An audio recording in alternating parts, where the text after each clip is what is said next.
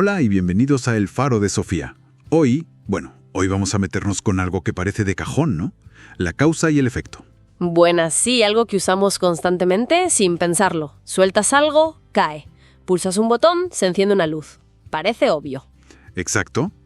Pero, ¿y si le damos una vuelta? ¿Y si esa conexión tan evidente? Pues no lo es tanto. Ahí queríamos llegar. Hoy nos vamos a sumergir en las ideas de un filósofo. David Hume, escocés del siglo XVIII. Hume, sí, un peso pesado del empirismo. Eso es. Y vamos a mirar de cerca su libro Investigación sobre el entendimiento humano. Una parte muy concreta, la sección 7, parte 2. Vale.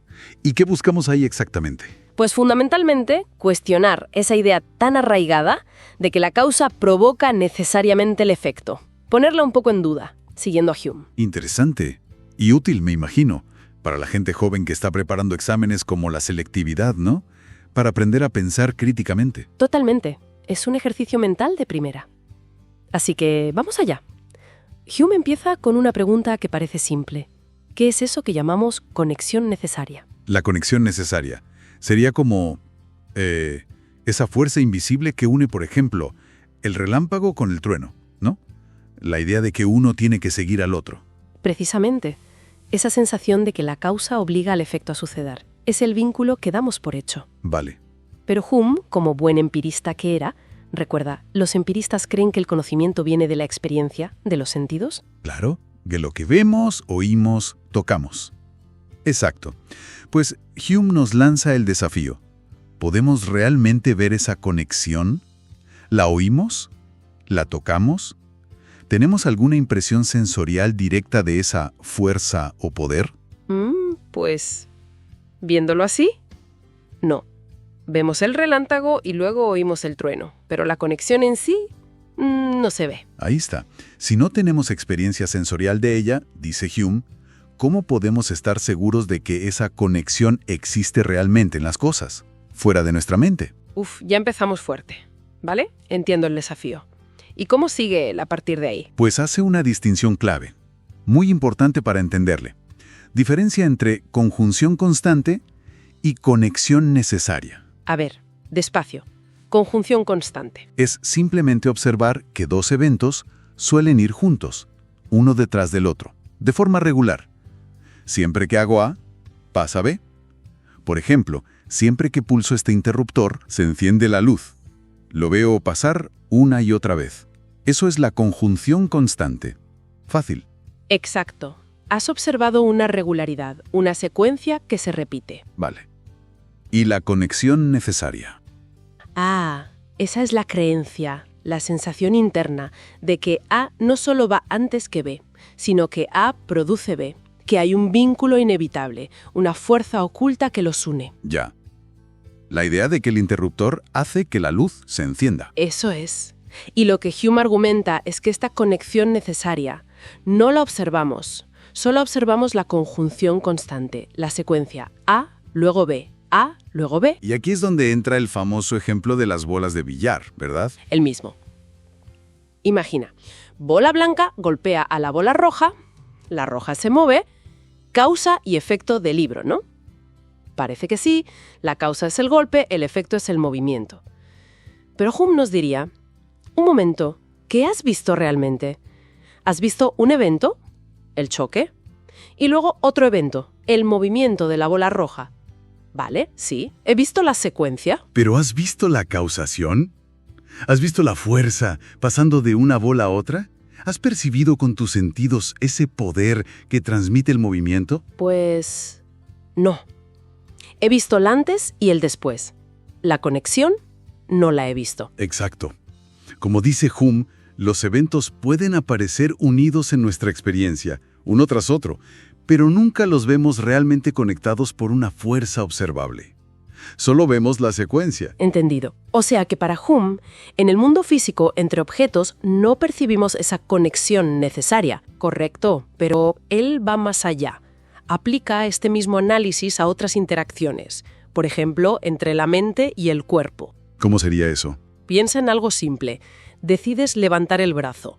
Das la orden mental y, ¡hop!, el brazo se levanta. Sí, ahí siento mi voluntad, mi decisión. y luego veo el movimiento. Claro, sientes la volición, el acto de querer. Pero, ¿percibes el mecanismo exacto? ¿Ves o sientes cómo esa orden mental viaja y hace que los músculos se contraigan de esa manera específica? Pues no, la verdad. Sé qué pasa, pero el cómo es un misterio. No veo los hilos. Sigue siendo una caja negra, ¿verdad? Sentimos la intención y vemos el resultado, pero la conexión íntima entre la mente y el músculo permanece oculta a nuestros sentidos. Vale, pillado. Ni cuerpo-cuerpo, ni mente-cuerpo. Y dentro de la propia mente, mente-mente. También Mona Lisa, imagina que quieres recordar algo. Un nombre, una fecha, te concentras, haces un esfuerzo mental. Y de repente, ¡pam!, aparece el recuerdo. Eso es. Sientes el esfuerzo, la búsqueda mental, pero percibes cómo tu mente encuentra o genera ese recuerdo específico. Ves el proceso de conexión entre tu voluntad de recordar y la aparición de la idea. Tampoco. Es como si saliera de la nada, aunque sé que he hecho un esfuerzo. La conexión sigue siendo invisible. Justo. Así que la conclusión de Hume es radical. Mires donde mires, fuera en el mundo físico, en la interacción mente-cuerpo o dentro de tu propia mente, nunca observamos directamente esa conexión necesaria, ese poder causal. Vale, esto es bastante demoledor para el sentido común. Si no vemos la conexión en ningún sitio, entonces, ¿por qué demonios estamos tan convencidos de que existe? ¿De dónde sale esa creencia tan fuerte en la causa y el efecto? Esa es la gran pregunta. Y la respuesta de Hume es, en el fondo, muy sencilla y muy psicológica. A ver. Nuestra creencia en la conexión necesaria no viene de la observación del mundo, sino del hábito o la costumbre. Del hábito. ¿Cómo es eso? Es por la repetición. Después de ver muchas veces que B sigue a A, recuerda la conjunción constante, nuestra mente, casi sin querer, se acostumbra. Se acostumbra a la secuencia. Sí, y desarrolla una expectativa. Al observar A, nuestra mente automáticamente anticipa que va a ocurrir B. Es una transición mental que el hábito ha hecho fluida, casi inevitable. Ah, entiendo. Como el ejemplo del sol que sale cada mañana. Perfecto. Esperamos que el sol salga mañana, no porque hayamos visto una ley cósmica escrita en el cielo que le obligue a salir, ¿verdad? No, claro. Lo esperamos porque, ha salido todos los días de nuestra vida. Esa repetición constante ha creado en nuestra mente un hábito fortísimo, una expectativa casi inquebrantable. O sea que, para Hume, nuestra fe en la causalidad no es tanto una cuestión de lógica o de ver cómo funciona el mundo realmente, sino más bien un producto de nuestra psicología, de cómo funciona nuestra mente al detectar patrones. Exactamente. Es una creencia basada en la experiencia repetida y el hábito que ésta genera. Y supongo que la imaginación también juega un papel aquí, ¿no? Fundamental. Ante esa conjunción constante que observamos, dice Hume, es nuestra imaginación la que da el salto, rellena el hueco. ¿Cómo que rellena el hueco? Pues al ver A y esperar B por costumbre, la imaginación genera esa sensación interna de conexión, de necesidad.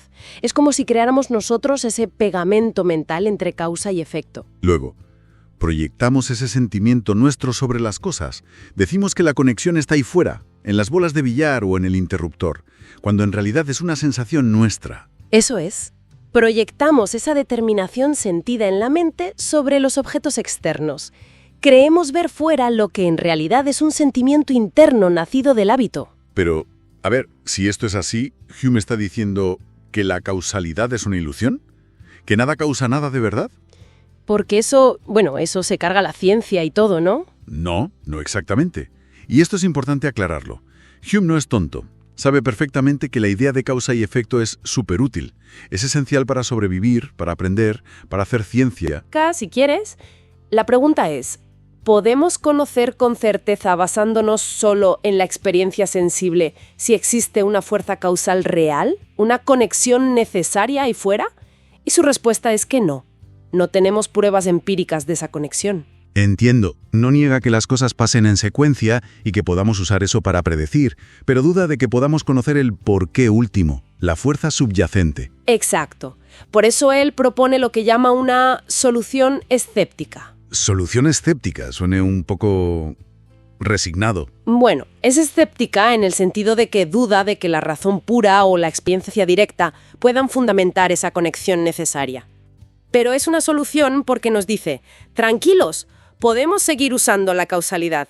¿Cómo? Podemos y debemos seguir razonando en términos de causa y efecto en nuestra vida diaria y en la ciencia. Funciona.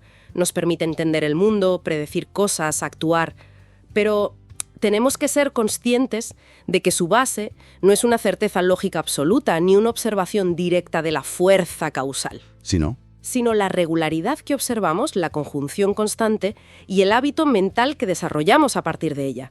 Usamos la causalidad significativamente, aunque su fundamento último sea más psicológico que lógico u ontológico. Vale, creo que lo pillo.